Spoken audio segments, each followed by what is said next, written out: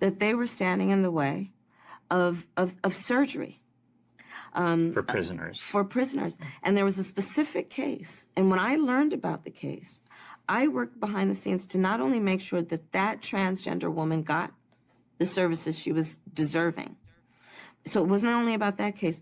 I made sure that they changed the policy in the state of California so that every transgender inmate in the prison system would have access to the medical care that they desired and need.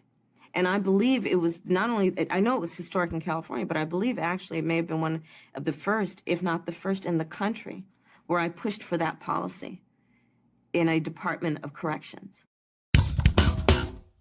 Something interesting is happening. We just had the debates, and although I wish Donald Trump had done better, apparently a lot of people are thinking Kamala Harris didn't do so hot either. So even though she was actually able to put together a sentence, she wasn't making her usual word salads, she didn't come across as conveying anything new or clarifying any of her positions. And of course, the moderators didn't press her on anything the way they did Donald Trump, and a lot of the viewers actually felt the same way. So let's check out these clips first from Jake Tapper.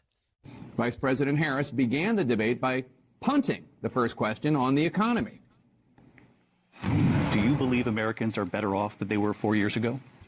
So I was raised as a middle-class kid, and I am actually the only person on this stage who has a plan that is about lifting up the middle class and working people of America. It went on from there. Despite the economy being the #1 issue facing the country, the sitting vice president generally reverted to talking points about a few of her policy proposals. Even Harris allies today are saying that she needs to talk more about what she will do for Americans if elected. Senator Bernie Sanders will be here in a second to talk about more about the need for her to fill in some of those blanks. On the border, another vulnerable issue for Harris, she also dodged. Would you have done anything differently from President Biden on this? So I'm the only person on this stage who has prosecuted transnational criminal organizations for the trafficking of guns, drugs, and human beings. Okay, that wasn't the question. When asked how she would break through the Israel-Hamas war stalemate, Harris said this. We need a ceasefire deal, and we need the hostages out. And so we will continue to work around the clock on that. Okay, but again, how? So on the biggest issues of the day, Kamala Harris does not have a good answer. And of course, she's been in charge for the last 3.5 years and hasn't done anything. So why in the world would voters start to believe her now? Of course, it wasn't just Jake Tapper to see this. Let's swing over to CNBC. Let me just ask then, since we're on the topic, Rick, how you feel about tariffs? You know how I feel about tariffs? It's a bargaining chip. And many of the tariffs with China are still on. Once again, the moderators don't drill down on the two aspects of tariffs, but they do drill down on other areas that make no economic sense whatsoever. But you don't think the tariffs raise prices? Just as a mathematical economic... Listen, prices are going up no matter what, Andrew. Whether you do it on the tax side, whether you do it on the tariff side, our policies are silly. We can't be Santa Claus. All those programs aren't policies, they're promises that never get by Congress, and each one of them has a cost we can't afford because we've done this before. When you prepay and you make policies that don't make economic sense, you may think you're getting a benefit. Look at what we learned yesterday. Finally, wages reach 2019, but it doesn't reflect how much they've gone up since 2019. If you're out there and you're a young person, study up. You know, study up. All these superstars that made recommendations in such a timely fashion yesterday, you know, maybe they don't feel the pain of what's going on, but I feel bad that they can't buy houses and insurance. You think these prices of insurance are going to go down, Andrew? You think people in Florida that could barely hold on to their homes could afford 300% increases in their insurance? There is no question about that. It's a very true statement. Right, so then why don't we talk about it? Why don't we talk about it? Well, then there's other issues around climate issues and other things that are affecting things in Florida. What issues did you learn last night? The ABC people were like a turkey shoot.